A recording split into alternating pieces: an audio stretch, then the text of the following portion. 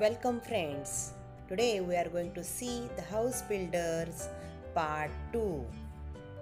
Finally, the contractor convinced the mason to build one last house on a beautiful and convenient site as a special favor.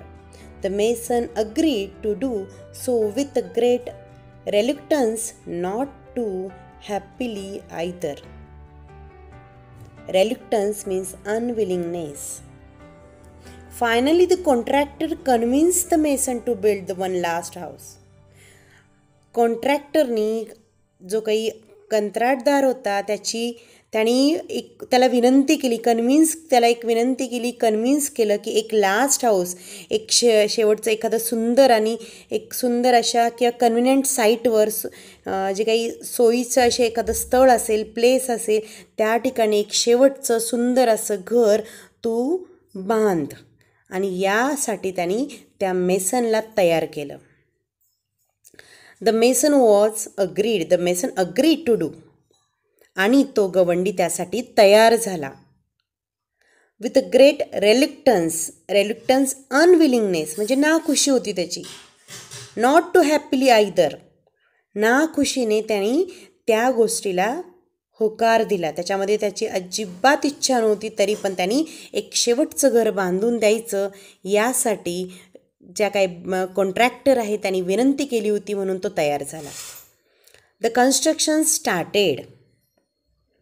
It was a most beautifully design house to be built at a sought after location. However, the mason could not put his mind and heart in his work. He did his work very roughly and the construction started. बांधकामाला सुरुवात झाली. It was a most beautifully designed house. अतिशय सुंदर असं design केलेलं, आराखडा केलेलं असं घर होतं ते. That is a sort after location. सुंदर एका खास निवडलेल्या जागी ते घर बांधायचं होतं. असं असून सुद्धा however the mason could not put his mind and heart in his work.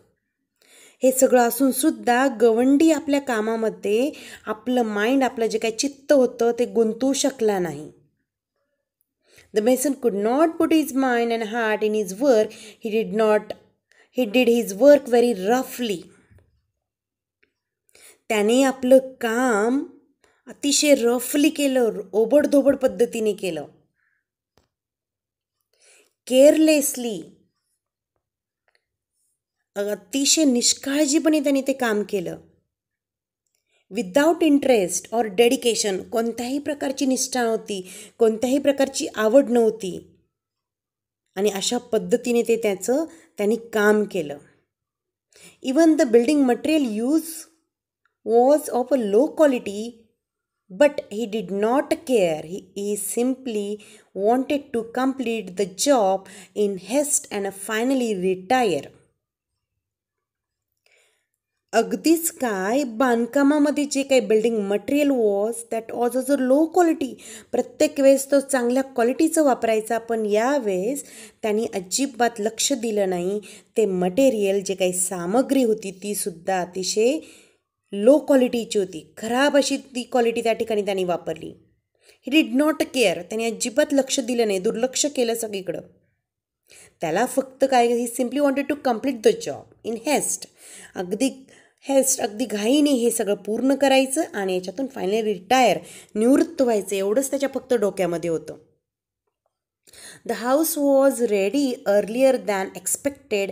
Very roughly made structure with walls, poor finish, and did not look as good at all as designed. The house was ready earlier than expected. Expect म्हणजेच ज्या पद्धतीने expect पाहिजे होतं त्या पद्धतीने त्याच्या आतच काही अगदी कमी दिवसामध्ये हे घर तयार झालं. अपेक्षेपेक्षा अगोदरच तयार झालं. व्हेरी रफली मेड स्ट्रक्चर. ओबडधोबड होतं रचना. वीक वॉल्स होत्या, कमकुवत अशा भिंती होत्या, पुअर फिनिश होतं. बिलकुल त्याच्यामध्ये फिनिशिंग नव्हतं, सफाईदारपणा नव्हता. And did not look as good at all as design. जसं डिझाईन केलं होतं, जसा आराखडा केलेला होता त्या पद्धतीने अजिबात ते दिसत नव्हतं. Eight the mason did not care. तरी पण त्या मेसनला अजिबात फिकीर नव्हती. Yet the mason did not care. He informed the contractor that the house was ready and he was waiting to hand over its key to him. त्याने काय सांगितलं, inform केलं कॉन्ट्रॅक्टरला. त्यांनी सांगितलं की घर तयार आहे आणि घराची जी काही कीज होत्या त्या कीज त्या किल्ल्या ताब्यात देण्यासाठी तो वाट पाहत आहे असे कळवले. त्यांनी त्या कॉन्ट्रॅक्टरला सांगितलं की घर तयार आहे आणि घराच्या चाव्या पण रेडी आहे, तुम्ही घ्या, इथे या आणि त्या चाव्या तुमच्या ताब्यामध्ये घ्या किंवा रादर ते घर तुमच्या ताब्यामध्ये घ्या. The contractor arrived at the site. त्या ठिकाणी तो कॉन्ट्रॅक्टर त्या ठिकाणी आला. He had a file of legal documents in his hand. The mason handed over the new house keys to him.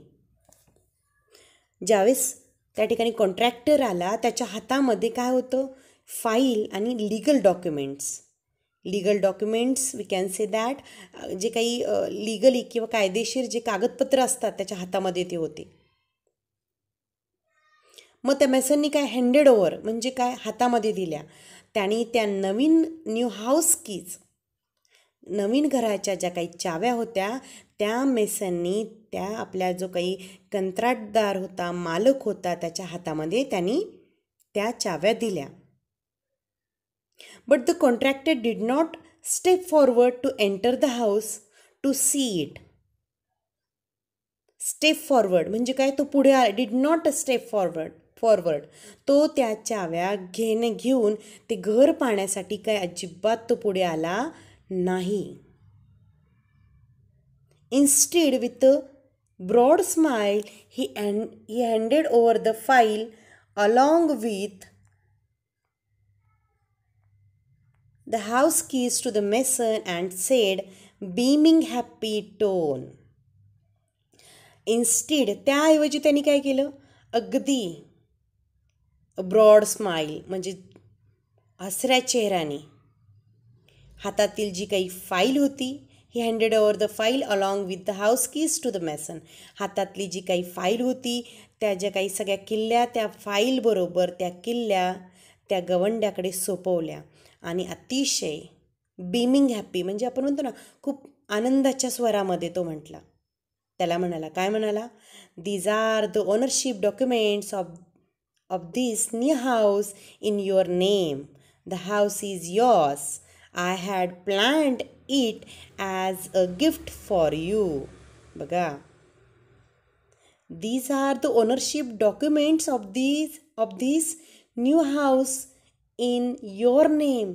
हे जे काही नवं घर आहे तुझ्या नावावर करणारी ही कागदपत्रे आहे. म्हणजे हे घर मी तुझ्या नावावर केलेलं आहे. आता द हाऊस इज yours. हे घर तुझं आहे. आय हॅड प्लॅन, मी हे सगळं प्लॅन केलेलं होतं की मी हे घर तुला एक दिवस भेट म्हणून देणार.